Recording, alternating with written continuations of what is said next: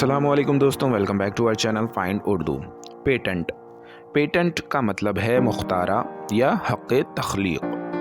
Patent एक legal हक होता है जो किसी शख्स को उसकी बनाई हुई चीज़ या आइडिया पर दिया जाता है।